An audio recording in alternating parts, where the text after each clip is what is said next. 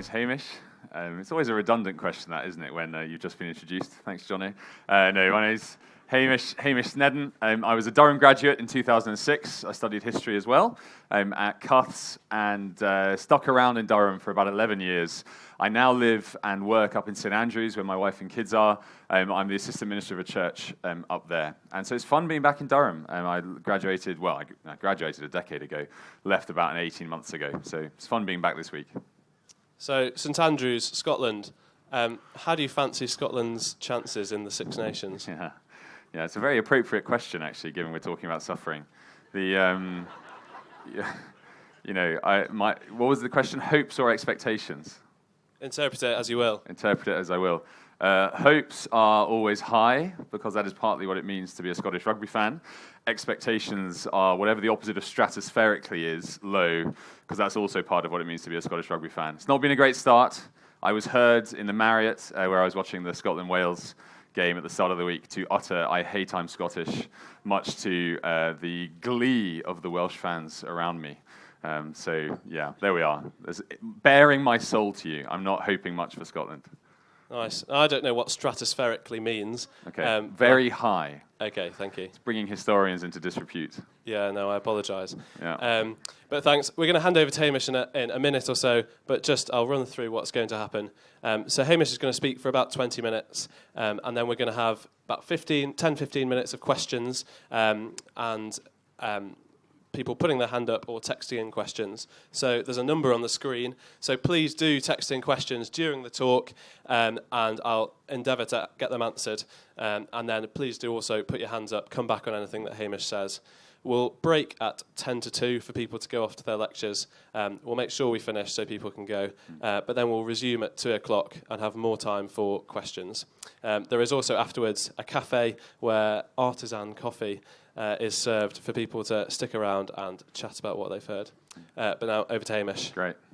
Thanks, Jono. And thank you, all of you who come. It's great to see you. We're very conscious, as I see you, that you guys give up your time to come to something like this, not least when it's wet and you've trekked from wherever and got a little bit damp. So thanks very much for sharing your lunch hour with us. And as Jono said, we'd love to hear from you, that you would share your stories with us, with those around you, just so that we can chat. You know, the goal of these lunchtime talks especially is to provide a space where we really can have a back and forth about things. The goal is not for me or anyone just to talk at you, but that in the question time, you can talk at me and ask your questions either through text or just verbally. And really, please feel free to ask any question. And stick around afterwards, with the coffee, which is really lovely. We can just sit and keep chatting for a good old while. So it'd be lovely to keep that conversation going. I'm particularly conscious of thanking you for coming to today, because of the nature of what we are talking about. Suffering is a universal fact, isn't it, for all of us? And I guess whatever background, whatever nation, whatever language, whatever creed we would adhere to, we would all acknowledge that the world is not what it should be, and perhaps not what it could be. I want to begin, though, by a little bit of audience participation. I don't do this every day. We've done it once. I'm not sure that it might happen later in the week.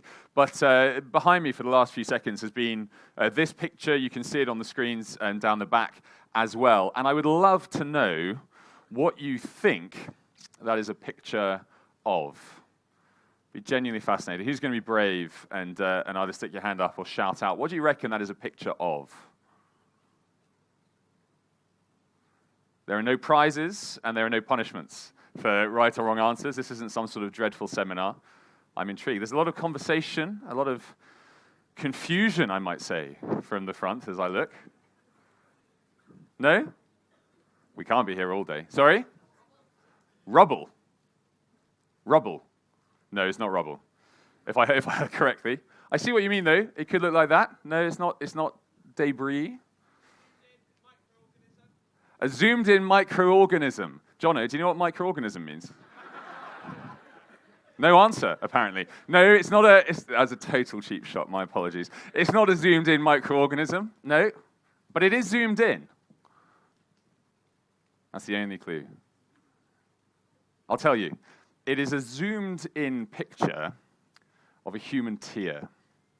couple of years ago, a lady called Rosalind Fisher, who's an artist, was going through a season of intense grief. And as so many great artists do, in order to process her grief, she decided to examine it through the lens of creativity and art.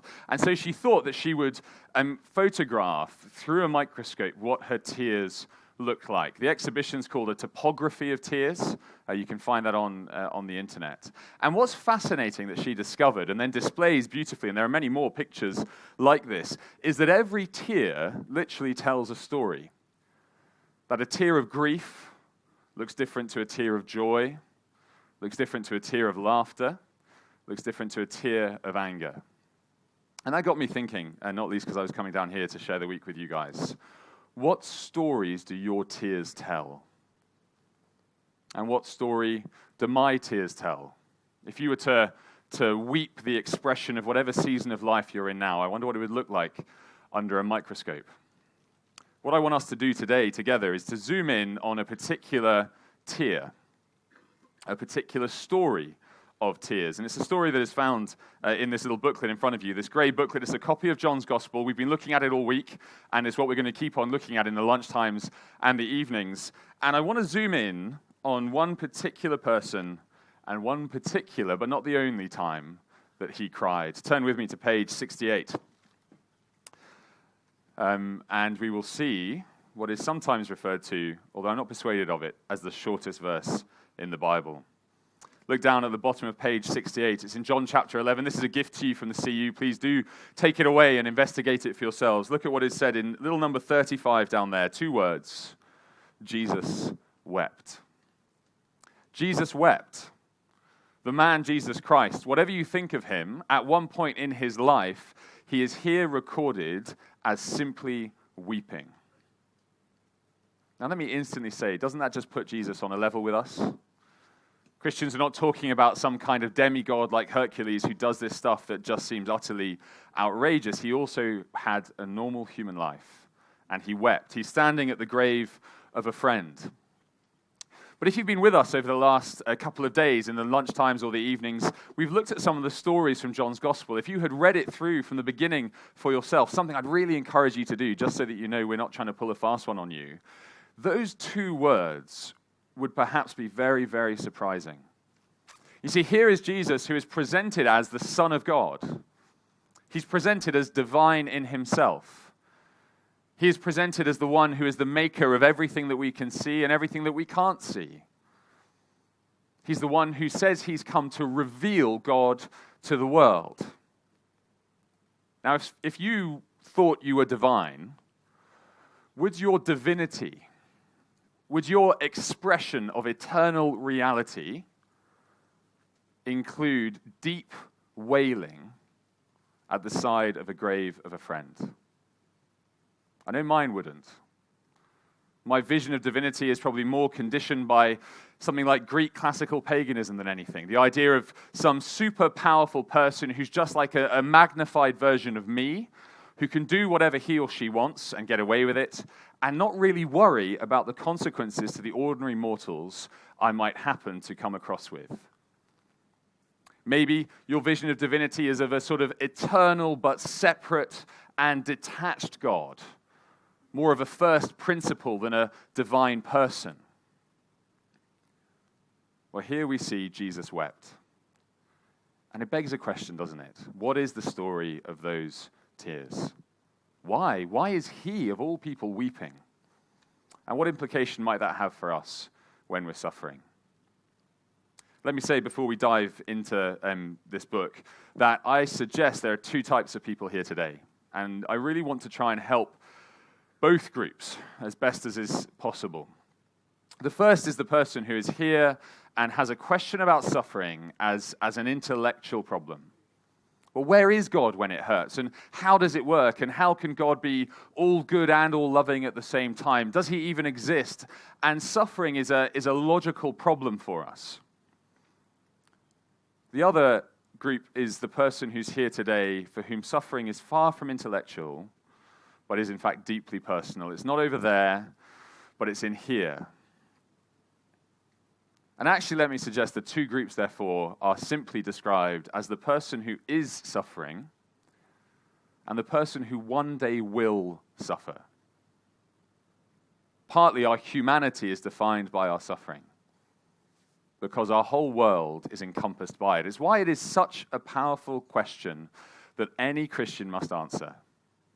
How can a God who claims to be good and loving be the God of a world such as ours?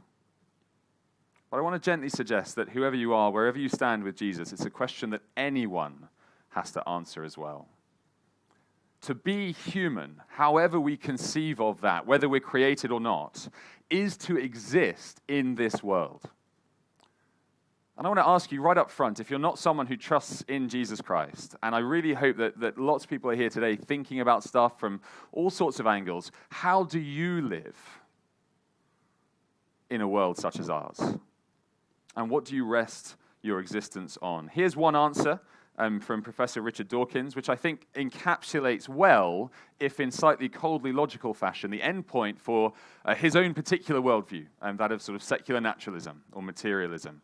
He himself is unwell at the moment, and you might have seen that in the news. We hope he gets better. But listen to what he says here about our universe and how it applies to suffering. In a universe of electrons and selfish genes, blind physical forces and genetic replication, some people are going to get hurt, other people are going to get lucky, and you won't find any rhyme or reason in it, nor any justice.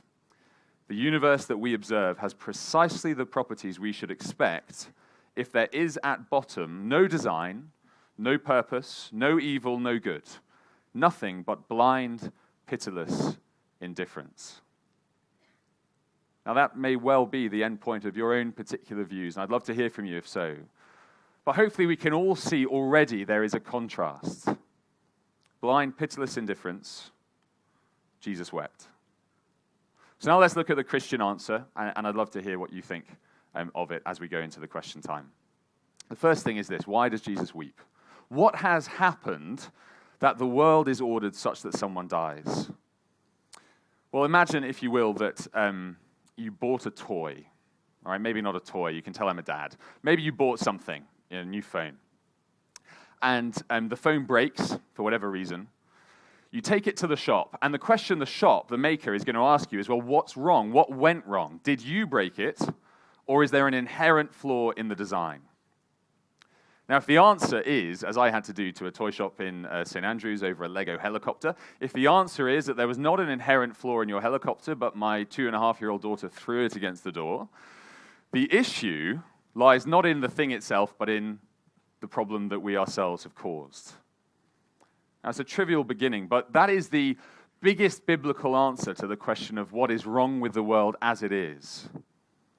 It lies back in the book of Genesis, which prompts all sorts of questions about origins and logic. But the point that Genesis makes, above all else, in the first 3 chapters, is that the world was made by God and that it was made good. In fact, the verdict is it was very good, it was perfect. But that the world, through Adam and Eve, but carried on by every single one of us in the way we turn our backs on God, knowingly or unknowingly, rejecting him as a loving father and throwing off his laws for how we're to live. In doing that, the world is broken. The language that Jesus himself uses, we saw yesterday in chapter 8, is sin. But that when that happened, not only humanity was affected, but the entirety of the world that we find ourselves in. I don't know if anyone's gone climbing, like proper climbing, not just walking up a little hill, but actually going up a mountain and a rock face. You'll know that if so, you're all roped together. And the theory is that one can save the other if it falls. But imagine that we went climbing, not all of us in this tent, but a few of us, and I was at the top of the mountain on the rope. Now, if I fell, just based purely on my weight, I wonder how many would catch me as I went down. Cosmically, that's what happened. Man is created, man has sinned, and as man falls, the whole of creation is taken with him and with her. Instinctively, we know we're not just individuals in life, but we're bound together. And actually, that binding goes much deeper, the Bible would say, and much truer and much fuller. To the point that as God then judges humanity, not only are our relations with God affected, but our relationships with each other and our relationships with the world beneath us.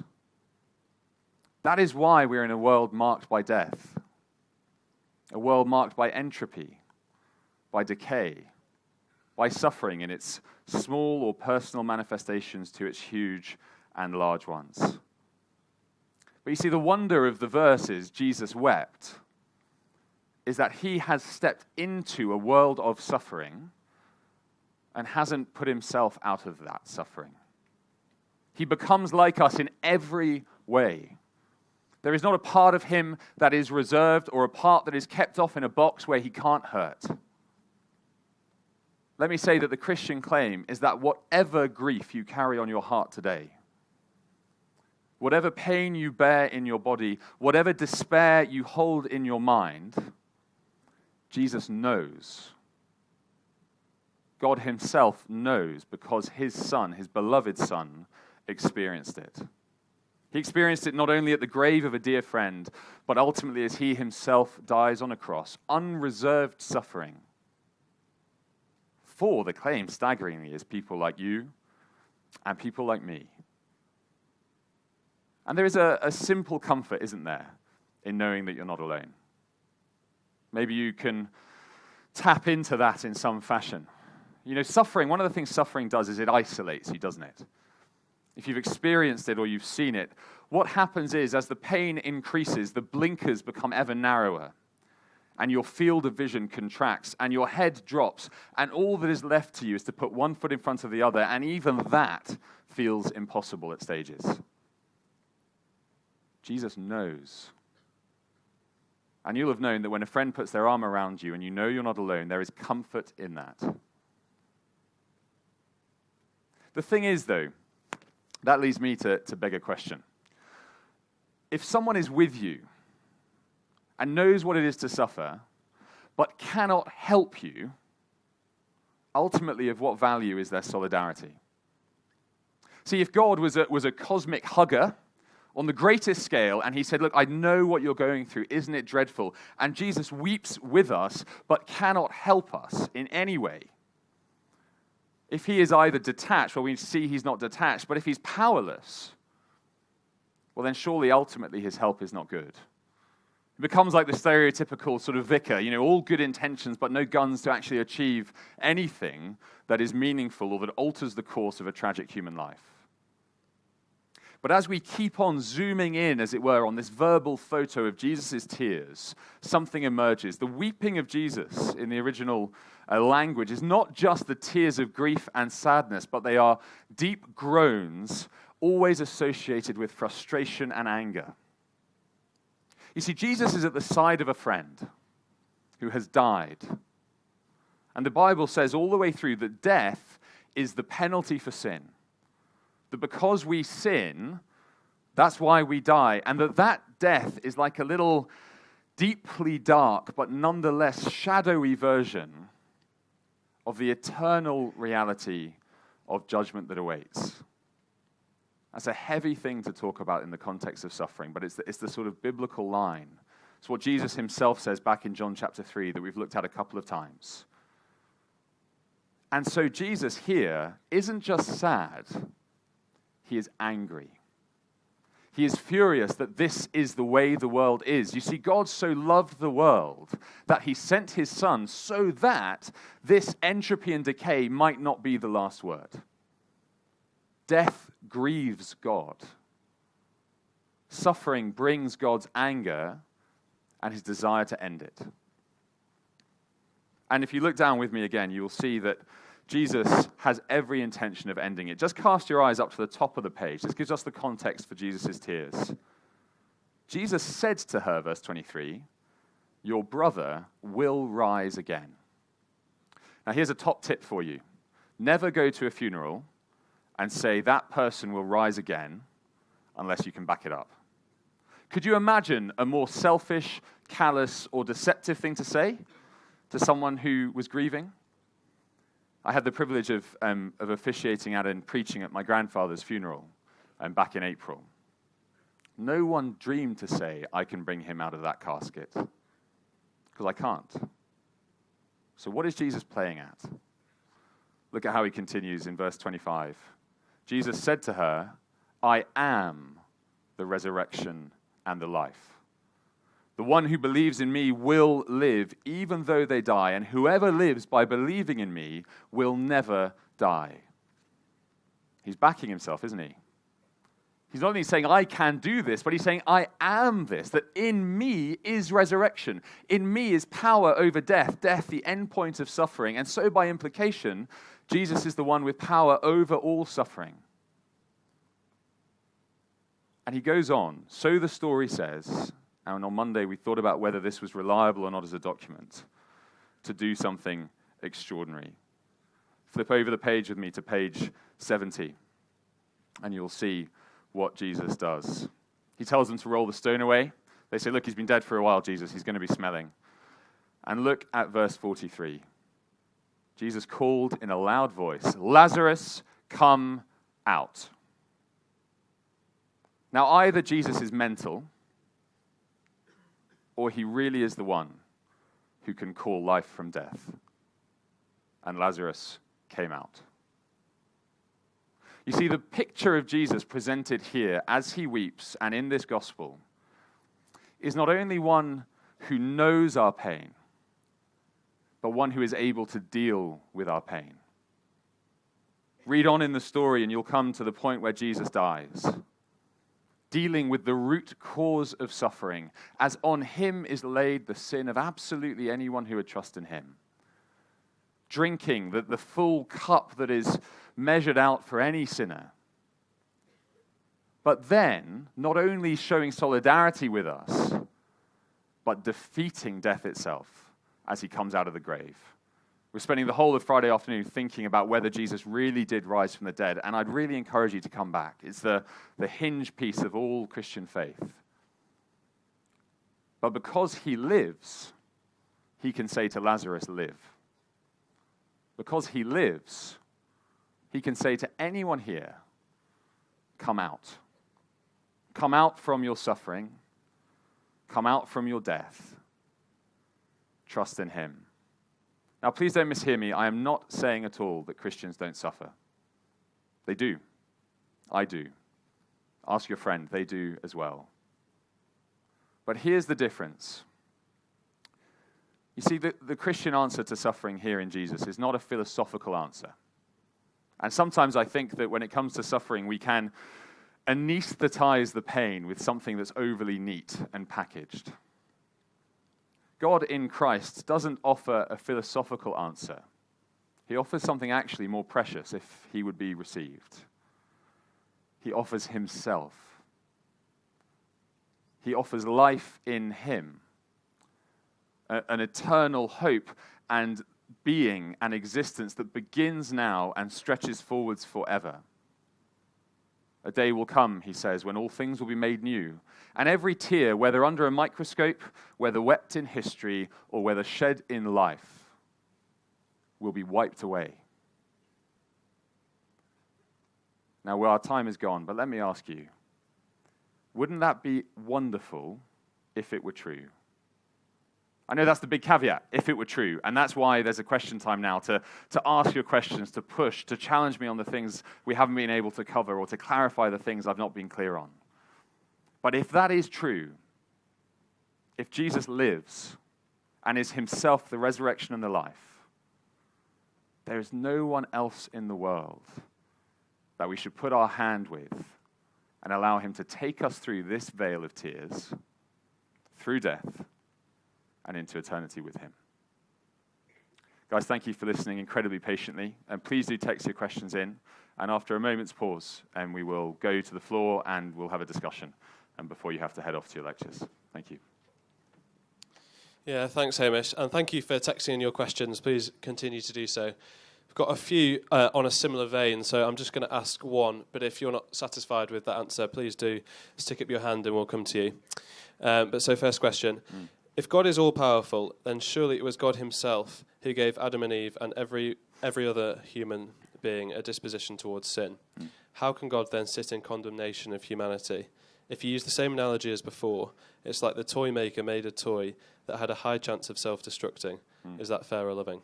Yeah, it's an excellent question. It really is. And it gets us right to the heart of the issue, doesn't it, in terms of responsibility and who ultimately is worthy of being called to account. There's a range of ways to go about this. And so we'll go down one track. And as John has said, please come and chat later if this isn't satisfying for you. There's a lot of talk throughout Christian history and theology about the extent to which we as human beings are able to make decisions, the question of our wills. And the consistent portrait throughout the Bible is that God has made us with real wills because the decisions we make have genuine consequences. We don't exist in bubbles whereby I do what I want, but actually everyone is insulated from what I do. If I were to sort of, take a step and lash my hand out, there'd be a consequence for Jono. And there would be some sort of responsibility for me in such an act. It's a trivial thing, but extrapolate outwards. What happens if you are able to make a decision and there is zero effect whatsoever? Well, there's not much dignity in that, and there's not much humanity in that.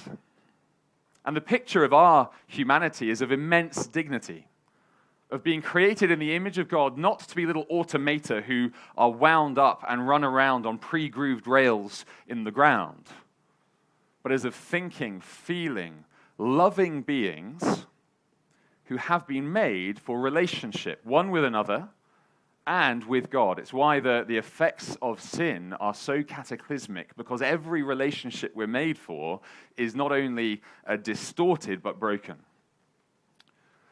Now, if God had made us as automata, well, then we would not be who we are. And the relationship we could enjoy with him would not be the same. I'm married to Mariah. We've been married 10 years this year in July. Now, if we had got married, and on marriage, I'd said to my wife, darling, here's a list now of every meal I want, with the timings of them, the ingredients you must use, and incidentally, the chores you must do during the day, you would very validly question whether I loved her and whether we actually had any meaningful relationship at all.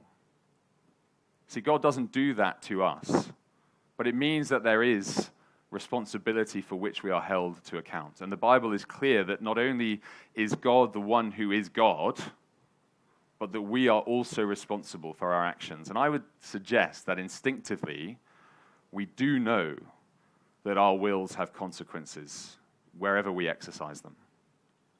Please do come back on that, though, because that's a huge issue, and it does open up all sorts of other avenues of questioning. Yes, down the front. Do we have a mic? Thanks, Noah. Hi. So you said about the helicopter being thrown into the door. And yeah, sure. So that was a toy built for children, and it was broken because it was thrown into a door. But there's an expectation that it's going to go through some rough and tumble if it's a toy designed for children. Yeah. So you're not going to make a paper-thin porcelain china doll and give it to children and then say, I'm not going to give you compensation if it gets broken. Yeah. So you can make things more resilient. It doesn't stop there being consequences. There has to be a point, but... Sure. Yeah. And I think that's a really helpful point. And actually, I would encourage yourself and anyone, if you read Genesis 1 and 2, I think actually that is the picture of the world presented, is of a very robust world which humanity is given the free run of with one single negative command. And I actually think if you truly believe in freedom, you tell someone what not to do than what to do. Imagine a list of what you must do that's significantly more prescriptive than fencing off what you must not do. And there is one command in Genesis 2 that is given that is negative, and it is that which is broken. God actually provides then and now lots of leeway.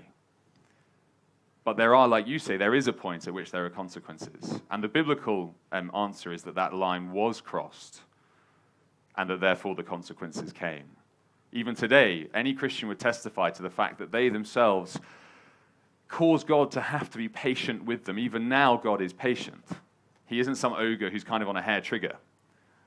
Obviously, that then begs the question of whether it's true and whether Jesus' diagnosis is an accurate one or not. Thank you, though, for the question. Yes, thank you down here. Just how far is this analogy with the this sort of commercial analogy taken? Because It's a bit worrying if kind of a theological answer takes the form of a projection of our kind of capitalist reality. Do you know what I mean? So I totally agree. I'm really sorry if I have done that, actually. The illustration of a helicopter was perhaps is now going further than intended. Okay, fair enough. Yeah, well, because I think ultimately the issue is actually relationship. It's a relational issue rather than a commercial one. I was simply illustrating the principle, I guess, of responsibility and consequences. So forgive me if I went too far with it. Because I sometimes worry about whether this maps onto the theory of atonement and salvation, and that it ends up being a kind of a very, ironically, very anthropomorphic projection of what we're all involved in, which is this kind of retributive capitalist world, and our theology is just a kind of appendage of that. And so, yeah. Sure. So I'm just worried whether it reflects anything deeper, or whether it's just an analogy. But thank you. It really is, in that case, an analogy. I'd love to talk more. The question is really getting at, is this tied to a vision of justice which feels quite commercial and transactional? All I would say is that the vision of divine justice, that Jesus pays for our sins, predates capitalism by a very long way. Is there perhaps sometimes a crossover which is unhealthy? Quite possibly. But actually, if we look at the way it's presented here, in chapter 1, as Jesus as the Lamb of God who takes away the sins of the world, that's not capitalistic transactions. That is divine love and mercy, is how it's presented. We'll go back to the phones just to get through one or two more. Yeah, so we're probably only going to have time now for one more question to let people go off for their lectures, but we will resume at 2:00, so do keep texting in questions. So, Hamish, if suffering makes God angry, surely he has the power to stop it now. Yeah. Yes, he does. And why doesn't he? The honest answer, well, there are two honest answers which involve one another. The honest answer to one is I don't know. I cannot say something that will take away whatever present pain you're feeling or that you see in the world. And honestly, that grieves me. This isn't something that's distant from me. And suffering is difficult. Sorry, forgive me. It really is. The second answer as to why God doesn't do anything now is that he is patient and that he has done something in the past. He's not passive. If Jesus is who he said he was, then God has done everything in the past. And there will come a day when he will do something in the future. But for now, he says, to all who are weary and heavy laden, come, have rest, have life. I'll stop there. Do come and chat with him more if you like.